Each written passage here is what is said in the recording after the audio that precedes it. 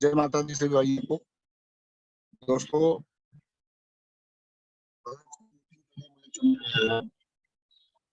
मैं सबसे पहले अपना परिचय दे दूं। मैं लखनऊ से बोल रहा हूँ, लक्ष्मी नारायण वर्मा। लखनऊ से बिलोंग और रिटायर्ड पर्सन हूँ।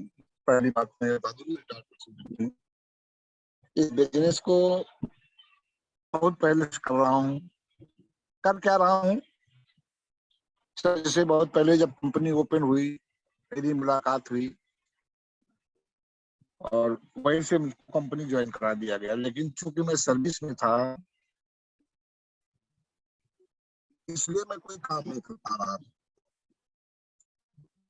मैंने सर्विस को वादा किया था, जब तक मैं सर्विस में रहूंगा कोई काम नहीं करूंगा सिवा खरीदारी के।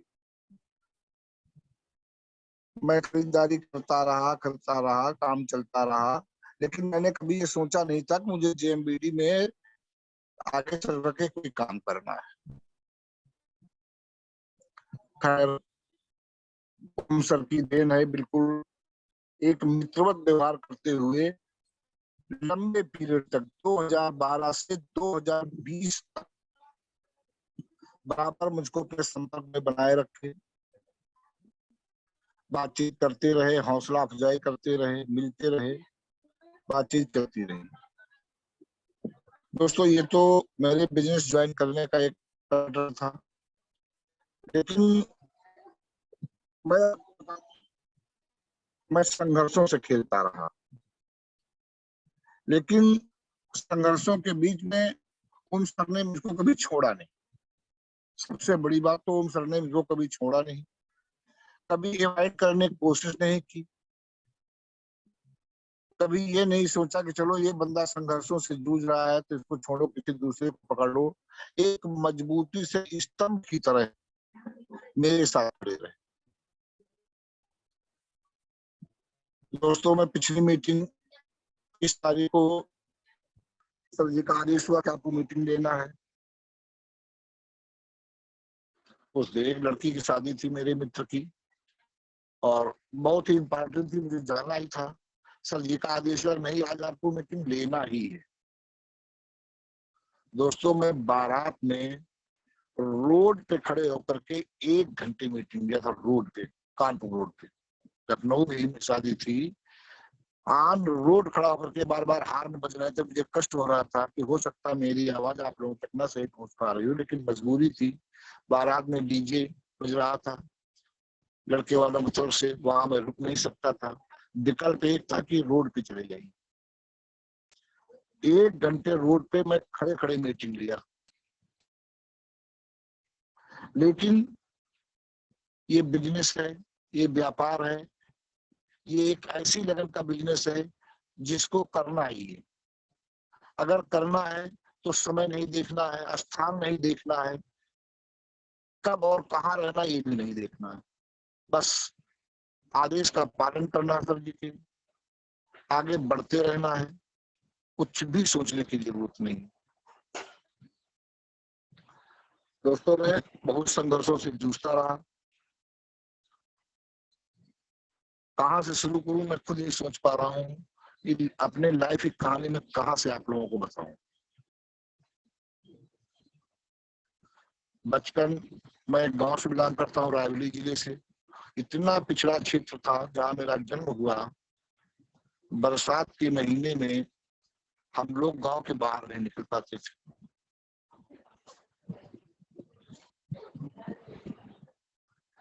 उस गांव से निकल करके हम लोग स्कूल स्कूल कैसे जाते थे ये हम लोग जानते हैं। कक्षा 5 में पढ़ रहे थे,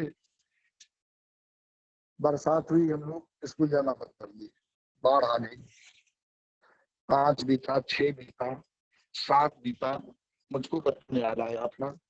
मैं कक्षा 7 में पढ़ रहा था।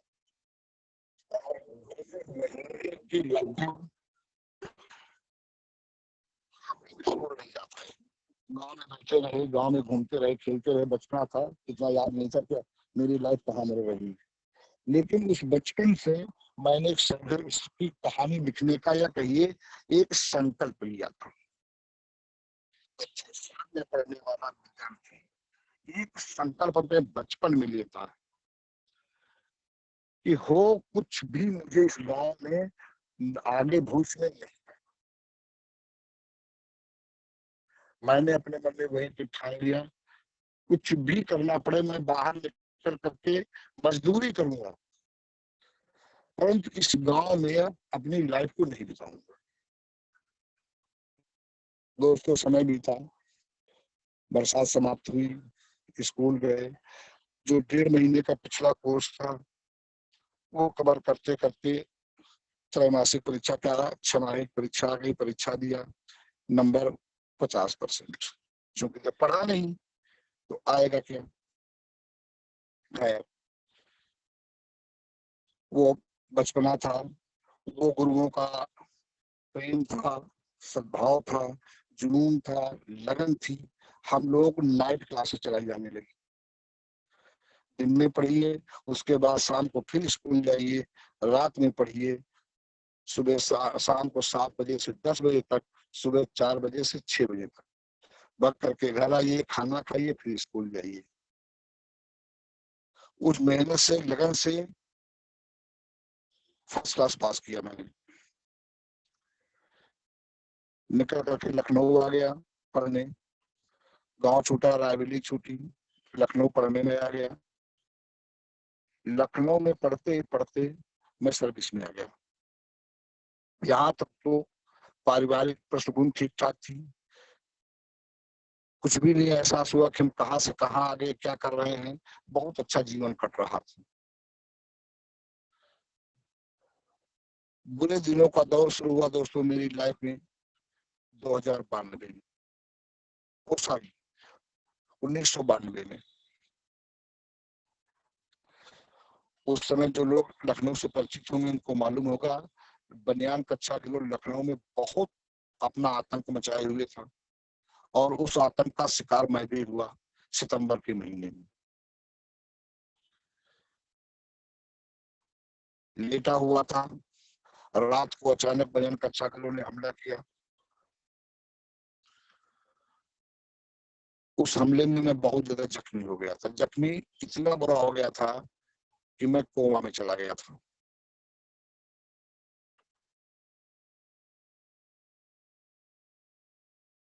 यशो साहब मुझको लेकर के पहले थाने गए, मैं कोमा में था, मुझको कुछ भी याद नहीं। उन्होंने FIR पंजीकृत की, उसके बाद मुझको स्वयं ले जा करके यशो साहब मेडिकल कॉलेज लखनऊ में एडमिट। मेरे मुंह से बराबर खून की पलटियां हो रही थी दोस्तों, जिसे डॉक्टर रोक ही नहीं पाए, और सुबह 4 बजे मुझको जवाब दे दिया मेडिकल कॉलेज से। ये आदमी एक मुश्किल को आधा घंटे पौन घंटे का मेहमान है। यशो साहब से डॉक्टर साहब ने कहा इसको लेकर के घर जाइए, वरना आपको लाश गाड़ी करनी पड़ेगी। इससे अच्छा है कि आप अपनी गाड़ी में ले जाकर के इसके घर पहुंचा दें। यशो साहब अरविंद जी की मेहरबानी में मानूंगा, उन्होंने डिस्चार्ज करवाने के बाद अपनी ही गाड़ी में ला करके मेरे घर मुझको छोड़ देती है। मुझको जब भी दोस्तों होश आता था, मैं एक ही चीज बोलता था कि मुझे जीना है, मैं भी मरूंगा नहीं। सुबह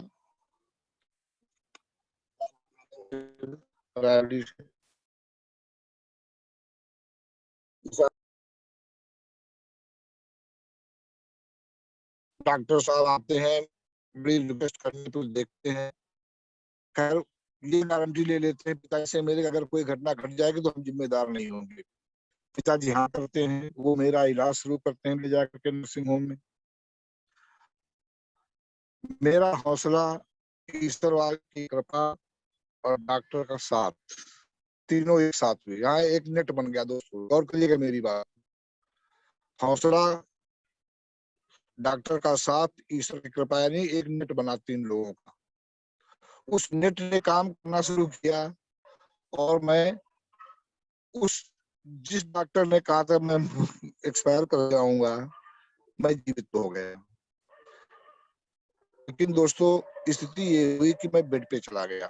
6 मंथ कोम में पड़ा रहा। मुझे ये नहीं पता था मुझको कब टट्टी हो रही है, बाथरूम हो रहा है, कौन उठा रहा कौन नहीं उठा रहा। श्रीमती जी परिवार वाले 6 मंथ मेरा उस बेड पे पड़े, मेरा इंतजार करते क्या होगा क्या नहीं होगा। 6 महीने बाद मैं वापस आता हूँ कोमा से। दोस्तों मुझे नहीं मालूम उस 6 महीने में क्या हुआ, मैं अपनी याददाश्त भी खो चुका था। लगभग 2 साल तक ऐसे पड़ा रहा बाहर। धीरे धीरे धीरे धीरे दवा चलती रही। मैं याददाश्त वापस आई, पुनः सर्विस ज्वाइन किया, आगे बढ़ी। संघर्ष ही समाप्त नहीं हुआ दोस्तों। मैं ठीक हुआ, मेरा फिर उसी हाल कंडीशन में पहुंच गया, शाक लगा और मैं पुनः याददाश्त खो बैठा।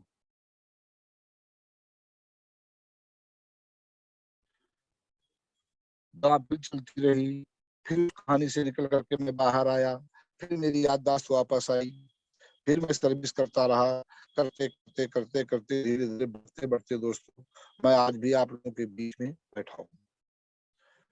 तो ये मैसेज इसलिए दे रहा हूँ दोस्तों, कहानी मैं अपनी इसलिए बता रहा हूँ, जिसका मैन पावर मजबूत होगा, आत्मविश्वास मजबूत होगा, दृढ़ इच्छा होगी, वो आदमी एक बार मौत से भी लड़ करके खड़ा हो जाए। मैं जीता जागता उदाहरण आपके सामने हूँ। जिस व्यक्ति को डॉक्टर ने कह दिया कि लाश गाड़ी करनी पड़ेगी, आधा घंटे का मेहमान है, इसको घर ले जाओ, और वो व्यक्ति 6 महीने कोमा में रहने के बाद भी आप लोगों के बीच में हो, तो मैं इसे ईश्वर की कृपा ही मान सकता हूँ और दृढ़ इच्छा शक्ति। जुनून जरूर था मेरे अंदर कि मुझे जीना है और एक इतिहास अलग बनाना है। मैं खुद के नाम से जाना चाहूँ, अपने माँ बाप की विरासत से मैं जाना चाहूँ। मैंने पिछली मीटिंग में ये बात आप लोगों से कही थी, हर व्यक्ति को एक दृढ़ इच्छा शक्ति रखनी चाहिए कि मैं जब भी समाज में अपने समाज में पहचाना जाऊं तो खुद के नाम से जाना जाऊं, अपने माँ बाप के, अपने परिवार के बदौलत में पहचाना जाऊं। और मेरे अंदर ये ललक थी, मैंने पहले बताया कि मैं कक्षा 7 से संकल्प लिया था मुझे बाहर जाना। दोस्तों मैंने वो पहचान बनाई समाज में, सिर्फ नौकरी नहीं किया, अपना कीमती समय मैं समाज को भी देता रहा। इसलिए समाज है तो सब कुछ है, समाज नहीं है तो कुछ भी नहीं है। लाइफ में पैसा तो चाहिए, लेकिन पैसे के साथ साथ समाज भी चाहिए। और समाज वो है जो आपको हाईलाइट करती है, समाज में एक अस्तित्व बनाती है, एक पहचान बनाती है, नेटवर्क बनाती है। और वही समाज अगर आपने छोड़ दिया तो दोस्तों आप नेटवर्क नहीं बनेगा। नेटवर्क तो हमारा समाज ही है। जब हम लोगों से मिलेंगे नहीं, आएंगे नहीं, जाएंगे नहीं, किसी पहचान बताएंगे नहीं, तो हम समाज से नहीं जुड़ेंगे। और समाज का मतलब नेटवर्क से नहीं जुड़े।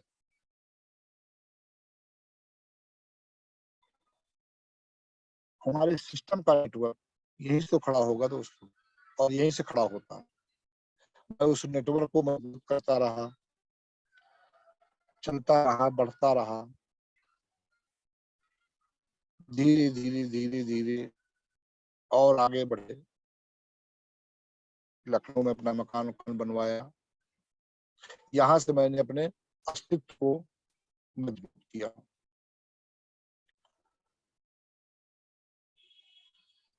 मकान बनवाने के बाद दोस्तों बीच बीच में मैं शक लग जाते थे। शौक वो जीवन में बीमारी के लगते थे, क्योंकि इतनी भयंकर चोटें मुझको लगी थी कि वो चोटें मुझे बार बार बीच बीच में झटका दे देती थी।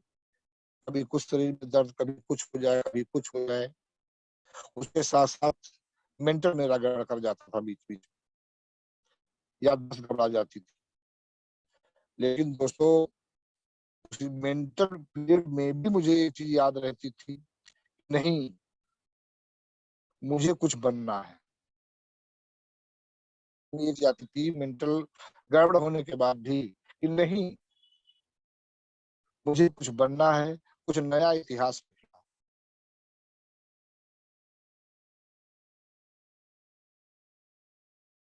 चलता रहा दोस्तों, चलता रहा, संघर्षों से जूझता रहा, हिम्मत नहीं हारे कभी लाइफ। पुत्र खोया, भाई खोया, माँ खोया, पिता खोया, परिवार खोया, पत्नी भी खोया, लेकिन दोस्तों मैंने हिम्मत नहीं हारी। बाधाएं अपना काम कर रही थी, मैं अपना काम कर रहा था। और जो व्यक्ति बाधा पार करके आगे बढ़ता है, जीवन में वही सफल होता है। ये मेरी कहानी नहीं है, हर व्यक्ति की लाइफ की कहानी है। हर व्यक्ति के जीवन में संघर्ष है और संघर्ष की कहानी है। जिसने संघर्ष नहीं किया उसकी कोई कहानी नहीं। जिस महान पुरुष को देखिए, जिस व्यक्ति को देखिए, उसके पीछे पृष्ठभूमि को जाकर के देखिए, तो हर व्यक्ति का जीवन संघर्षों से परिपूर्ण है। और उन संघर्षों से जो विचलित हो गया, टूट गया, वो बिखर गया। आज समाज में कोई उसे पहचानने वाला नहीं है, कोई उसका अस्तित्व नहीं है, कोई उसे देखने वाला नहीं। संघर्षों से लड़ता रहा, जूझता रहा, अपने को स्ट्रांग बनाए रखा कि नहीं संघर्ष छोटे हैं, मैं बड़ा हूँ, संघर्ष आज है खत्म हो जाएंगे, दुर्दिन जीवन में आए हैं खत्म हो जाएंगे, अगर बुरे दिन आए हैं तो अच्छे दिन भी आएंगे। बुरे दिनों के बाद ही दोस्तों अच्छे दिन की शुरुआत होती है। खैर उस पीरियड को पार करके मैं आगे बढ़ा, परिवार संपन्न हुआ, परिवार को आगे निकाले, बच्चों को पढ़ा लिखा, बेटा भी सर्विस में है, बेटी है वो भी सर्विस में है, परिवार मस्त है। संघर्ष समाप्त हुआ, बच्चों ने अपनी राह पकड़ी, मैं रिटायर्ड हो गया। रिटायर्ड होने के बाद दोस्तों जेएमबीडी को ज्वाइन तो मैं पहले हो चुका था, करने का मन बनाया। ओम सर पहले घर आते हैं और कहते हैं वर्मा जी आप रिटायर हो गए हैं, आपको कुछ किया जाए। मैंने कहा यस सर। अब मेरी बारी है, 8 साल आपने निभाया है, 10 साल आपने मेरे साथ निभाया है, तो अब मुझे भी अपने सब से मुड़ना नहीं है, कुछ ना कुछ करना है, जो बन सकेगा मैं करूंगा। ये परिवार है, ये मेरी परिवार है, अपना परिवार है, ये मान करके इस परिवार में जुड़ा। दोस्तों काम करना शुरू किया, क्योंकि पावर मेरा कब मजबूत हो गया मैं जान नहीं पाया। 2012 में कंपनी ज्वाइन किया, खरीदारी करते रहे, कब लोग मेरे साथ आते गए, कहाँ से आते गए, मुझको खुद पता नहीं था। पावर का बिजनेस मेरा पहुंच गया 30 लाख रुपया। आज की डेट में पावर मेरा 30 लाख रुपए दे रहा बिजनेस, 30 लाख का बिजनेस पावर मेरा मुझको देता है। जब मैंने बीकर देखी, शुरुआत करनी चाहिए, शुरुआत किया, एक अच्छी शुरुआत किया मैंने। ओम सर का, पंकज सर का, रमेश सर का साथ मिला, इन आदर्श गुरुओं का। समय समय पर मुझे जब जरूरत पड़ी, क्योंकि मैं अनभिज्ञ था, बिजनेस के बारे में कुछ भी नहीं जानता था, एबीसीडी, इन्हीं महान गुरुओं से, दद्दा जी से प्रेरणा ले लेता था। किसी व्यक्ति के पास बैठे प्लान डाल रहा हूँ, रुक जाता था, नहीं समझ में आता था, उसी समय फोन पे बात करता था, कभी रमेश सर से, कभी पंकज सर से, कभी ओम सर से। उससे मेरी समस्या का समाधान ये महान गुरु करवा देते थे। खैर, आगे बढ़ते रहे, एक ठीक ठाक बिजनेस पॉइंट पे पहुंच रहा था। उसी बीच में एक दिन किसी थर्ड व्यक्ति के साथ मैं कहीं जा रहा था प्लान डालने। हम थे, रमेश सर थे और तीसरा व्यक्ति भी था। प्लान डाल करके हम लोग लौट रहे थे, हल्का सा बूंदाबांदी हो रही थी। मोटरसाइकिल से हम लोग गए हुए थे। रमेश सर को दुकान छोड़ता हूँ स्टोर पे, वहां से हम अपने घर आते हैं दोस्तों। रात को मेरी आंखों की रोशनी चली जाती। अब ये चंद दिन पहले की बात है, 1 साल पहले की बात है। बिजनेस को शुरुआतें किया था, उन झटकों से निकल करके ठीक ठाक उसमें अचानक मेरे साथ दोबारा ट्रेजेडी हो जाती, बड़ी ट्रेजेडी। मेरी आंखों की रोशनी रात को लगभग 1 बजे चली जाती। कुछ भी नहीं दिखाई पड़ा। फिर बच्चों को आवाज देता हूँ रात में, बच्चे उठ करके आते, पूछते क्या हुआ पापा, बताता हूँ। खैर, रात को आग का मामला था, कहीं इमरजेंसी भी नहीं जा सकते थे, रात भर घर में पड़े रहे। सुबह बेटा मुझको लेकर के अस्पताल जाता है लखनऊ। डॉक्टर विश्वास जी को दिखाते हैं। उन्होंने बताया कि दोनों आंखें रोशनी पूर्णतः चली गई है, क्योंकि मुझको कुछ भी नहीं दिखाई पड़ता। डॉक्टर साहब से सलाह हुई चेन्नई जाने के लिए। पहले तो उन्होंने कहा चेन्नई चले जाइए, फिर उन्होंने कहा अच्छा चलिए हम एक बार कोशिश करते हैं। डॉक्टर विश्वास जी दोबारा मुझको फिर ले जाते हैं डार्क रूम में।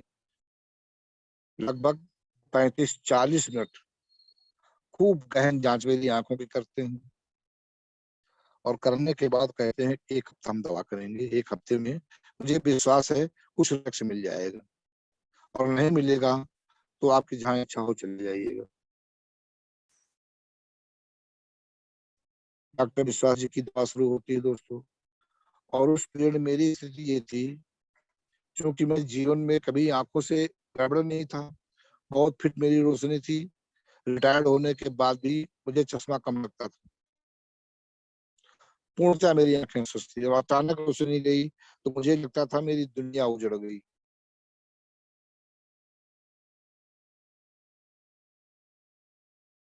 बेड पे बैठ करके दोस्तों, बच्चे रोटी में घी लगा दें, नमक लगा दें, कुछ भी लगा के मुझको पकड़ा देते, मैं ऐसे काट काटे खा लेता था, क्योंकि थाली में सब्जी ढूंढने में, कटोरी में सब्जी ढूंढने में मुझे शर्म आती थी। अरे यार कैसे बार बार ढूंढ के खाएंगे, हिचक होती थी। तो कुछ लगा दीजिए, हम काट के खा लेंगे ऐसे, लेकिन मुझे दाल चावल नहीं खाना।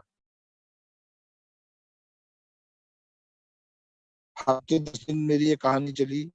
मैं सिर्फ रोटी पे गुजारा कर रहा था, वो भी सूखी रोटी पे। अल्लाह की कृपा, फिर वही गठजोड़ बना, ईश्वर की कृपा, डॉक्टर का सहयोग और मेरा संघर्ष। नेट बना फिर दोबारा जिंदगी में, और उस नेट ने काम किया दोस्त। जो हमारे आपके बीच में बार बार नेट की बात आती है, हमको नेट बनाना है, हमको नेट बनाना है, तो नेट देखिए लाइफ में कहाँ कहाँ बनता है, हर जगह नेट बनता है। हम उसको संभालते कहाँ पे हैं, उस नेट का महत्व हम कब देते हैं, उस नेट का मुझे ज्ञान कब होता है। यहाँ सवाल यह है कि नेट का ज्ञान कब मुझको होता है। नेट तो जगह जगह लाइफ में सबके बनता है। बच्चा पैदा होता है, औरतें इकट्ठा होती हैं, गाना बजाना करती, वहां भी एक नटे काम करता है गाने बजाने में। मुंडन संस्कार होता है, वहां भी एक नटे बनता रिश्तेदारों का खाने पीने का। है तो नेट ही, है तो हमारे से संपर्क वाले ही।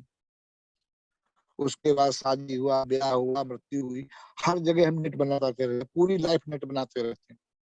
लेकिन उस नेट को हम समझ नहीं पाते, इस नेट का मतलब क्या है।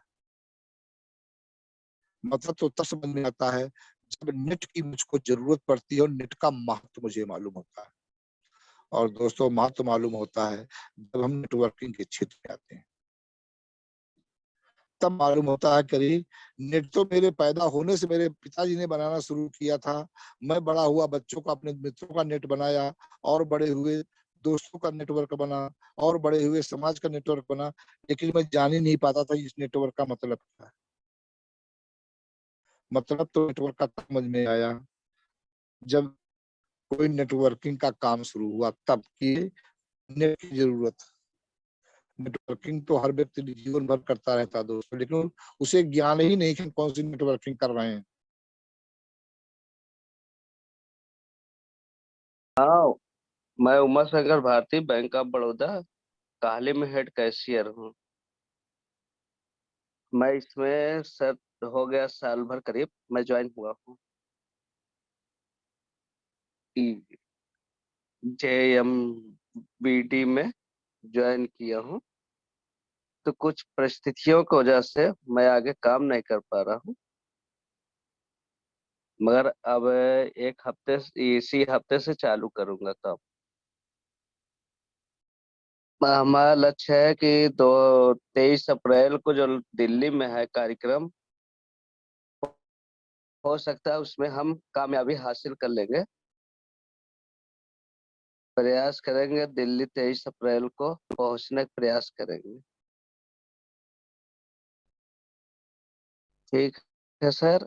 अब आगे बात, 23 अप्रैल को जब वहां दिल्ली पहुंचेंगे सर, तो कामयाबी के साथ पहुंचेंगे सर। इसी बात पर अपना विराम करते हैं सर। जय माता दी सर।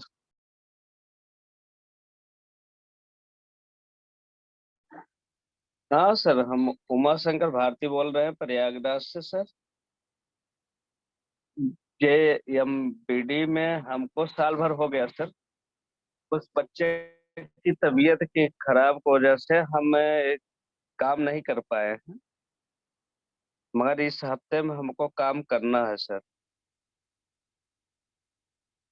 प्रयास कर रहे हैं 23 अप्रैल में, 23 तारीख जो अप्रैल दिल्ली में है कार्यक्रम, प्रयास कर रहे हैं उसमें हमें पहुंचना है हर हालत में।